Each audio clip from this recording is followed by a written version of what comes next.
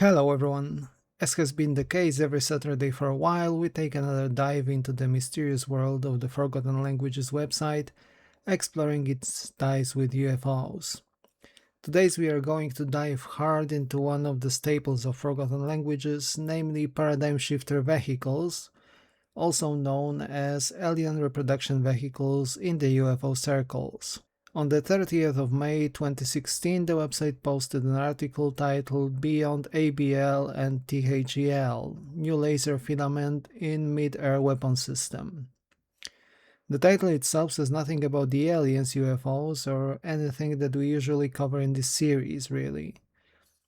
But already the first English section of the text drops hard and mentions the PSV presence, which I presume to be a large triangular craft possibly responsible for the 2008 Stephenville UFO incident in Texas.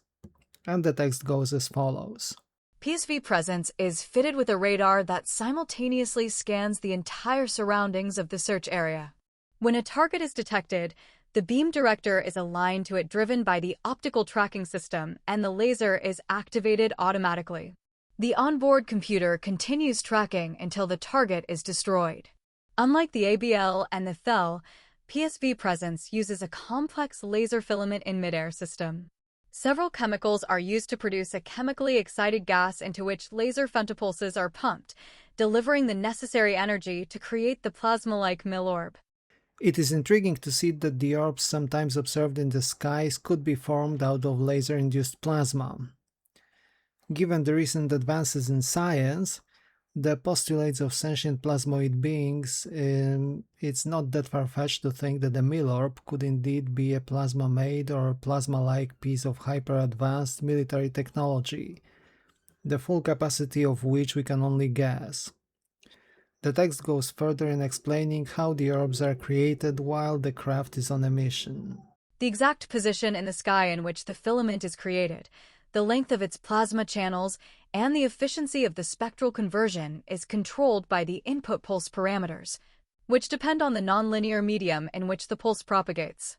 We can take advantage of the fast electron beam breaking into filaments due to the Weibull instability, as they propagate in the overdense plasma in order to differentiate hostile Giselian probes from our own millorbs. Weibull instability is an actual physical phenomenon related to plasma instability in homogeneous or nearly homogeneous state, with an isotropy in momentum or velocity space. This means that a beam moving with a slightly different speed in different directions could cause the plasma to become unstable as the electrons propagate to it. As we heard, the text mentions the mechanism being a trademark signature of human-made tech, contrary to the original alien solutions. Moreover, the tech does not generate only orbs, but it can also seemingly be used as a weapon. While using civilian airplanes as targets, we discovered that when the fast electron beam generated by the PSV acronyms penetrates into a target, a return current is generated. This can disrupt the target avionics, thus mimicking what our aircraft's crew experience when confronting Giselian probes. We know that the return current induced in the bulk cold plasma effectively balances the fast electron current so that currents larger than the Alfvén current limit can propagate. However, we need two counter-propagating streams subject to Weibull instability in order to generate strong magnetic fields transverse to the fast electron beam direction. These magnetic fields are what cause the electron beam to break up into small filaments, and this would nicely match what pilots describe when in close proximity to Giselian probes.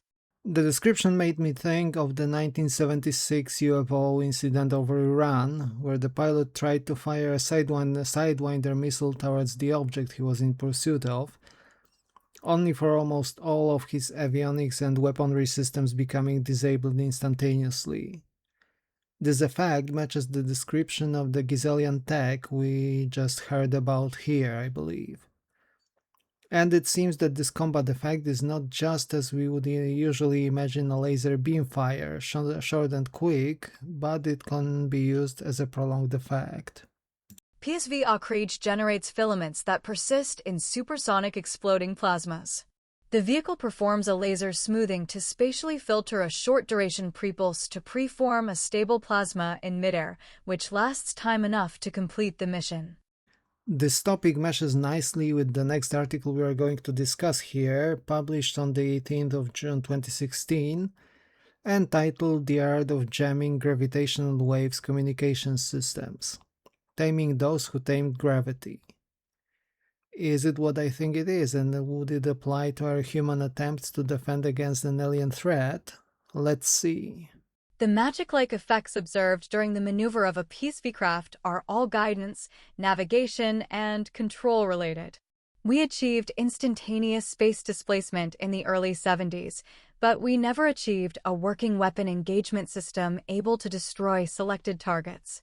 We are still quite far from using gravitational fields as weapons. Given the alleged leaks by people representing the aerospace sector, just to name people from Lockheed Martin here, apparently humanity has had the technology to take it home for just quite some time, and we just heard that the Forgotten Languages article seems to confirm the idea. Instantaneous displacement and thus acceleration are a staple of ufology and one of the famous 5 observables, trademark characteristics of an alien craft. There seems to be very little offered for the success of gravitational control weapons. If you can destroy a multi-billion-dollar millorb with just a FGM, 148 Javelin man-portable missile, the entire thing is worthless. In my view, we should proceed with the technology transfer to the civilian sector, giving them the means to build MHD airplanes and space vehicles. For us, gravity propulsion is just another tool in our toolbox, but is neither the ultimate weapon nor the ultimate defense system. Is this amusing on just that? Military contractors who operate for the benefit of the military but at the same time enjoy the privileges and the entire setup the private sector benefits from, including being at least partially outside of government oversight? Perhaps so. But there seems to be a roadblock, one which lies at the heart of modern physics, namely the reconciliation between gravity and electromagnetic forces, sometimes dubbed as the theory of everything. We hear the following. The main hindrance in the design of advanced millorbs and PSVs came not from the propulsion system. Gravity has been finally tamed, and you can see military crafts silently hovering and moving all over the Intel battlefield. The problem is the onboard communication system. If all your comms is based on electromagnetic waves, how can you use that comms with a gravitational field-based vehicle that is high in electromagnetic interference? On top of that, there seem to be other issues like control over probes and, most importantly, the ways of combating and destroying such vehicles, which may or may not be obvious and which are definitely difficult. The text mentions human adversarial nations, I think, but behind those, there still lies the silent, tacit alien threat. Magnetohydrodynamic probes are acoustically silent, but visually noisy. You see them from far away. They can only be controlled using modulated gravitational waves, and this is where we need to focus. How to jam and interfere with those HFWs to neutralize those targets. Now that we've built those nice millorbs, we need to learn how to destroy them should our enemies learn tomorrow how to build them too. Now, all this text seems to confirm a lot of info circulating in the UFO circles. Rumors that we, as humanity, have at least partially cracked alien technology and reverse engineered it have circulated at least since the 1970s, and likely even earlier than that. We hear reports claiming that either the triangular craft observed all over the world or the Tic Tacs are produced by this or that military contractor repeatedly. And what do you think, dear viewers? Do you believe we have the fully fledged propulsion system observed by people in the skies now and then? Have we really cracked the secrets of anti-gravity and have put it to good use? Perhaps this is the reason behind the recent disappearances of scientists involved with this particular field of research, who knows? Let me know your thoughts and opinions in the comment section down below. Forgotten Languages does not cease to amaze with its content, and we are still ahead of the best articles I have seen on the website, so 2017 and onwards. But we are approaching this exciting part of the website's story in very big steps, perhaps in 5-6 more episodes, so stay tuned.